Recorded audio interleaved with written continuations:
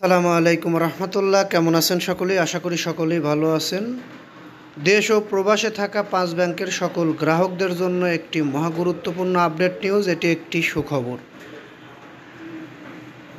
এই দুর্বল 5 ব্যাংকের গ্রাহকরা টাকা তুলতে পারছে না, আর এই টাকা ফেরত দেওয়ার চূড়ান্ত তারিখ ঘোষণা হয়েছে। আগে টাকা পাবে ছোট আমানতকারীরা। বিষয়টি কেমন লাগলো? যদি ভালো লাগে এখনই আমাদের নিউজটিতে একটি লাইক দিয়ে দিন, কারণ আপনারা লাইক দিলে আমরা পরবর্তীতে এরকম ভিডিও তৈরি করতে আগ্রহী হই।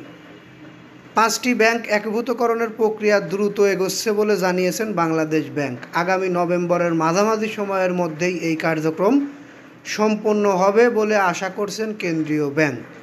এর আগে চলতি সপ্তাহে অর্থ মন্ত্রণালয় এক্সিম ব্যাংক, সোশ্যাল ইসলামী ব্যাংক, ফার্স্ট সিকিউরিটি ইসলামী ব্যাংক, গ্লোবাল ইসলামী ব্যাংক ও ইউনিয়ন ব্যাংককে একীভূতকরণের একটি রাষ্ট্রায়ত্ত ব্যাংক গঠনের খসড়া প্রস্তাব অনুমোদন করেন।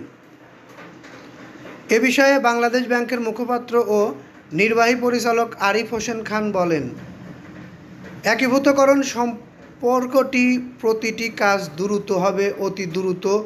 কারণ এই একীভূতকরণ যত দ্রুত হবে তত দ্রুত আমানতকারীরা তাদের আমানতের টাকা ফেরত পেতে শুরু করবে। এখানে একটি বিষয় উল্লেখ করা হয়েছে, যে বিষয়টি আসলে আমরা দেখেছি, আশা করব আপনারাও দেখবেন।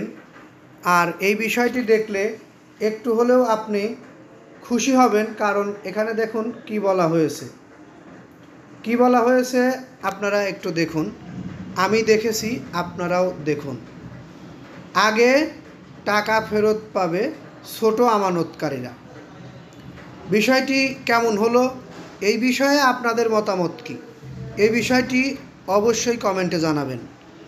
আর যারা এখনও নিউজটিতে লাইক দেননি, তারা নিউজটিতে একটি লাইক দিয়ে যাবেন, কারণ আমরা আজকে যে সংবাদটি আপনাদের দিলাম, এই সংবাদটি কিন্তু অনেক গুরুত্বপূর্ণ একটি সংবাদ।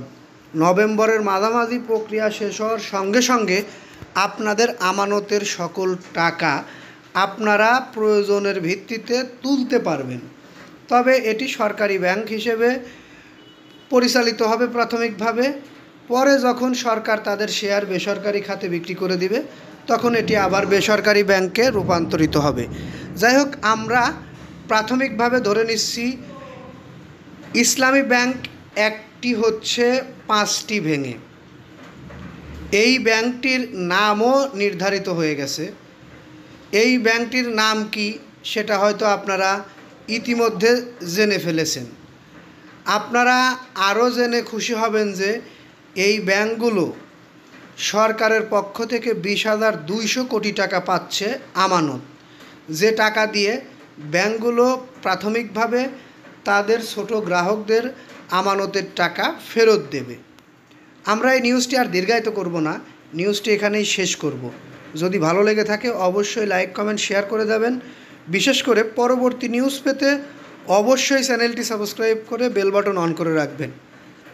একটি বিষয় নিশ্চিত থাকুন, নভেম্বরের মধ্যে আপনারা আপনাদের আমানতের যে পরিমাণ টাকাই এই ব্যাংকে থাকুক না কেন, চাইলেই তুলতে পারবেন। সরকারি ব্যাংক, সেই হিসেবে অপ্রয়োজনে এইসব ব্যাংকের টাকা না তুললেও কোনো সমস্যা নেই। যাই হোক, এই নিউজটি আমি এখান থেকেই শেষ করছি। আসসালামু আলাইকুম।